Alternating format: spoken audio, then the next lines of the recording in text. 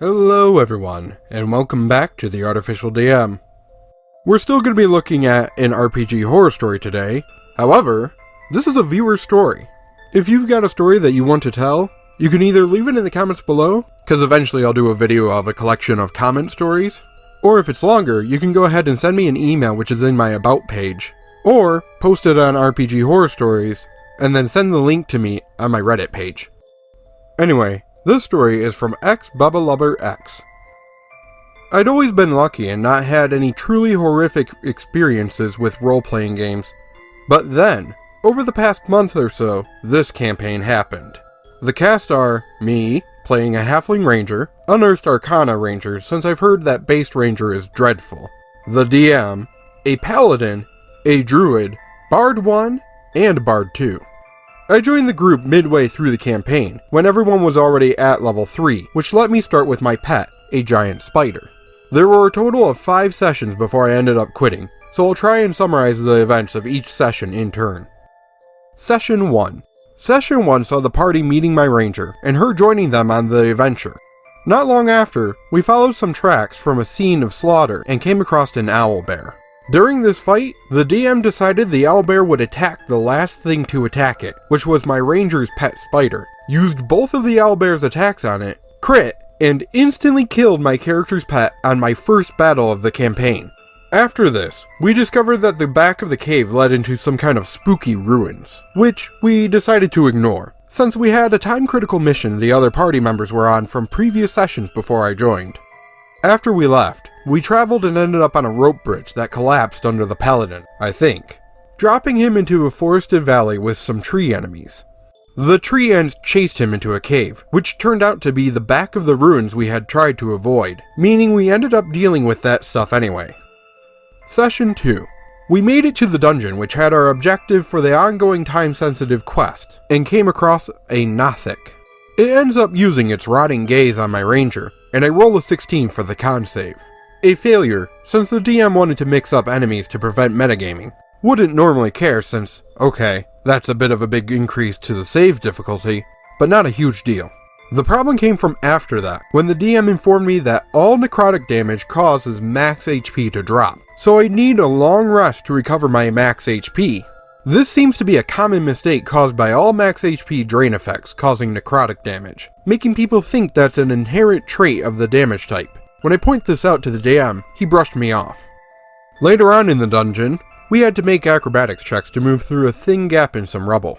My new pet spider makes a good roll for her check, but apparently just barely fits through, disturbing the rubble as she does, and making the gap a little smaller. After that, another player gets the same result as my spider and makes it through completely fine, despite both being medium creatures. Session 2, Part 2. We reach an area which we are told will let us long rest in the time of a short rest. I, and several others, jump at the chance. Me being especially happy because it means I can get rid of the max HP reduction caused by the misinterpretation of necrotic damage. Once the rest is over, we are informed it was an area dense in chaos magic, and we all needed to roll a 1d4 on a table to see what effect happened, with each of us having our own table. My result meant that my highest and lowest stats swapped, my dexterity and my constitution. Being a ranger who could only use a short bow, because halfling, this absolutely crippled my character's damage. We were told we could rest again to get a different effect, which I did think it would override the first effect. Turned out the DM just explained it badly, and I ended up with a third eye on top of the previous effect. I didn't mind though, since it gave me advantage on perception. The worst effect any of the others got was Bard 1, a tabaxi, getting turned into a human and losing his racial abilities. When we made it back to town and sought help for our problems, my character was able to get her stats swapped back, although her dexterity was still 2 less than what it was supposed to be for half a quest until she fully recovered. But the problem was that it cost her the third eye in order to change back, losing the one positive thing she gained from the experience. Session 3. We made it to a new town, and I talked to a blacksmith about getting some barding for my character's giant spider, since she uses it as a mount most of the time. The blacksmith says he will try, but says I have to leave my spider with him for a few days. I shrug and agree, planning on doing some hunting and gathering for a few days of downtime while that happens, since not having my pet is a huge chunk of my damage potential gone. While doing my downtime stuff, I roll a natural 20 for my survival check to gather ingredients for potions and poisons, and only end up gathering enough components to make one very weak healing potion. Session 4. DM, through an NPC, tells the druid about a giant snake in the area, seemingly put there by the DM just to give the druid a new shape-shifting form. My character, while doing her hunting thing, makes use of an Unearthed Arcana ranger ability called Primeval Sense, which lets her spend 1 minute concentrating in order to know the numbers, locations, and conditions of every preferred enemy within a 5-mile radius. Since her preferred enemy is beast, I had been using it fairly regularly to locate stuff like animals to hunt, like deer. Upon sensing the giant snake, I had my ranger's eyes light up and her get excited because, "Cute noodle baby, I must find it!" and make her beeline for it. On the way, her and Bard 1, who was helping her hunt, run into a kobold. DM calls for us to make a perception check, and we notice the kobold slipping a suspicious vial of something into his back pocket. We decide not to press because, 1, we have a giant snake to get to, and 2, my character's not really in a position to get into a big quest with fights due to missing her pet/mount. When we continue, we end up running into a wall too big to climb over and with no way around.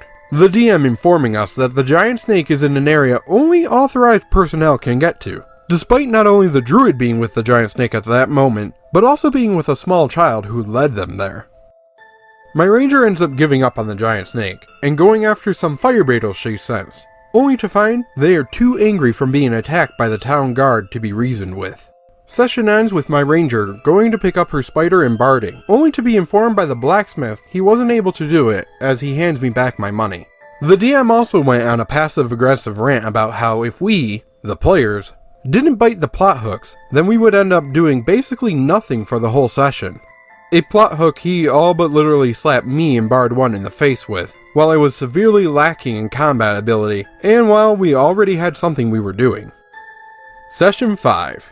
New town, new adventures. My ranger does her beast sense thing to look for animals to hunt and tame again, finds very little, and ends up deciding, oh, a crow pet would be pretty cute, and heads for one.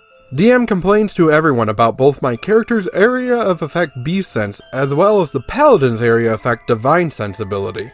I find the crow, and with a mix of primeval awareness causing beasts to see my ranger as kindred spirits, and a well-rolled animal handling check, it looks like I'm about to be able to tame it, when it literally explodes.